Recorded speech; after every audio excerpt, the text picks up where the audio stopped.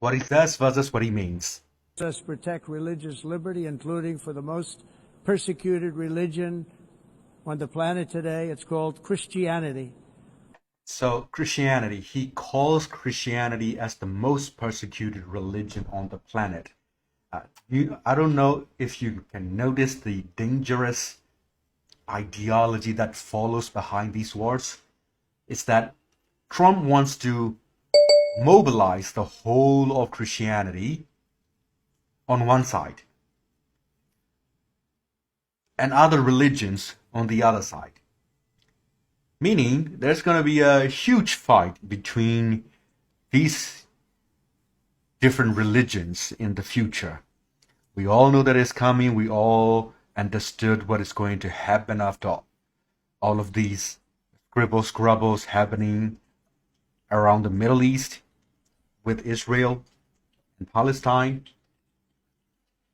Sooner or later, they will need to determine the fate of this country, the fate of the world, the fate of the world leadership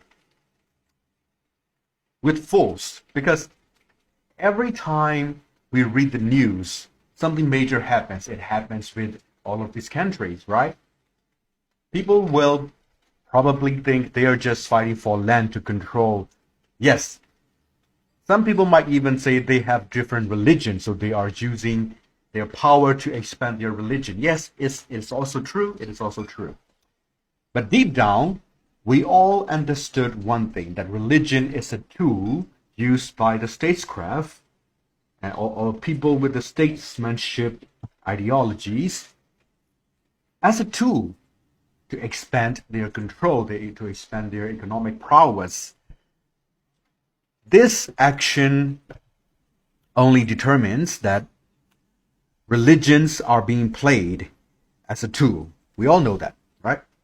So in the Middle East, we can see Palestine being recognized recently by majority of European countries, including Britain. It's because one thing is so obviously seemable: energy crisis. If you have watched Trump's speech, you would also remember Trump even mentioned something like that. We are too reliant on Middle Eastern energy and Russian energy. So Europe is going to fail in the next few years if they keep on doing that. Trump's intention is simple. Of course, he wants all of Europe to buy oil from America, because right now America is aiming its gun towards Venezuela, right? Because Venezuela is an oil-rich country. Basically, South America is just at the backyard of America, United States.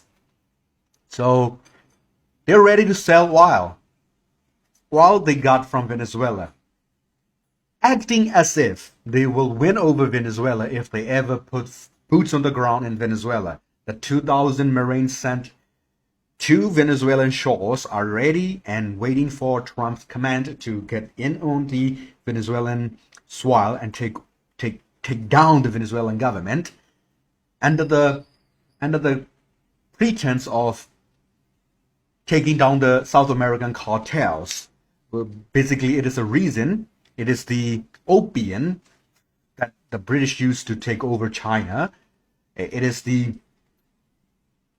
Fugazi reason to take over Venezuela.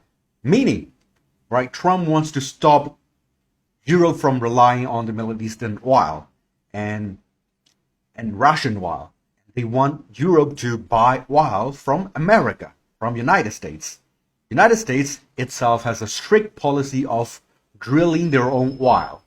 If you have read or watched many documentaries as I do, you would also realize that America as a whole has a reserve system for their oil, because whenever the apocalyptic setting kicks in, America has a contingency plan to produce oil locally to run their country for like 10 years at full speed until they find a reasonable energy replacement. So America won't sell their own oil. Okay? They're only using for some benefits. They have their own reserve policy for all these oils and future energy related crisis, contingency plan for those things. So the United States is willing to take over Venezuela to sell the oil from Venezuela to Europe if Europe agrees with it. So in order for Europe to agree with it, United States need Europe to lean right and stop relying on Middle Eastern oil and Russian energy. Killing two birds with one stone, I would say. So Trump is galvanizing the Christian ideology that is still existing in Western Europe, basically the European Union.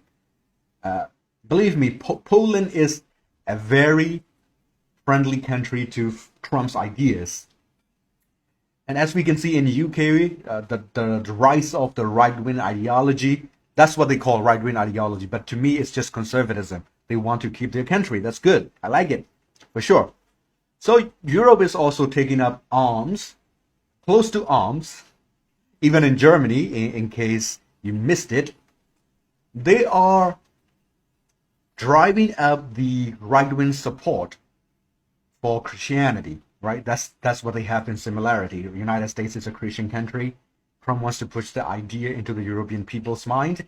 Also, if that happens, the Christianity bloc of the superpowers will be formed in the future, possibly the next Crusade War, or blah blah blah, whatever it is, right?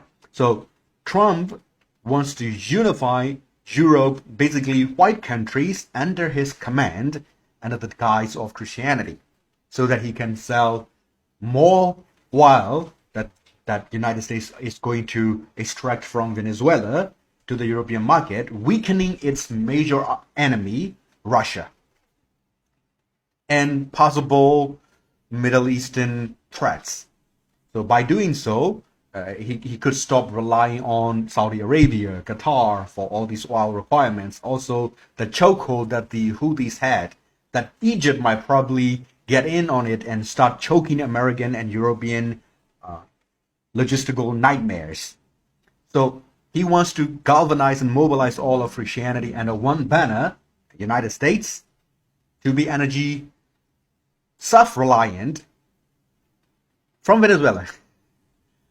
China knows that, right? This speech is aimed at Christian leaders, Christian community leaders, to galvanize their support in all of Europe, to basically turn the tide in Europe to follow, right? Can change the governments in Europe to follow Trump's ideology, so that the Western bloc will be formed into a Christian bloc against Russia and China, and they will start calling Russia and China, my opinion, this is my 2 cents. This might be confirmed in the next, for like, what, 20 years or 30 years, doesn't matter. But the point is, they will also paint the rest of their enemies as the left side, right? The leftists, the moderates, the globalists, or something.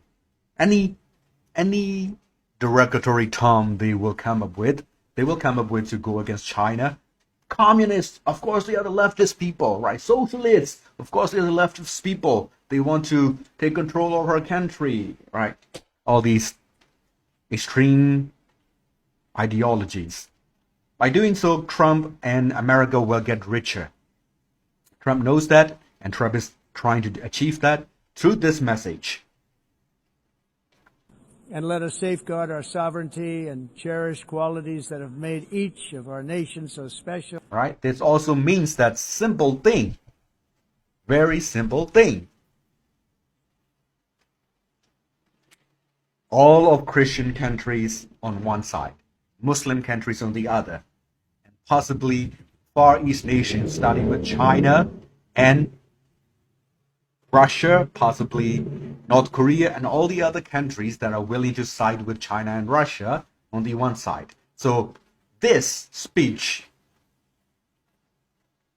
can also become a cataclysm that spell out multipolar world.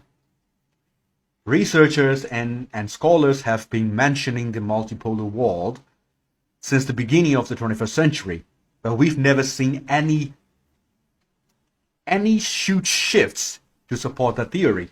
But now we're experiencing it. That was like 20 or 30 years ago. Some researchers and scholars mentioned multipolar world. Some even argue that we're not living in one. But this speech, trying to divide based on similarities such as religion, creates one simple fact. The wall is entering not unipolar or bipolar, but multipolar of powers. Right? So if Trump uses Christianity to put every Christian nations under him, Saudi Arabia and Pakistan might probably use the same ideology to put them with all of Middle East under them.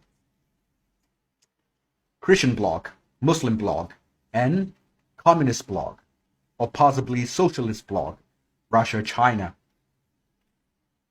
Or they might even call it the dictatorship bloc. But right now, factions are being formed. Poles are emerging. It's no longer bipolar.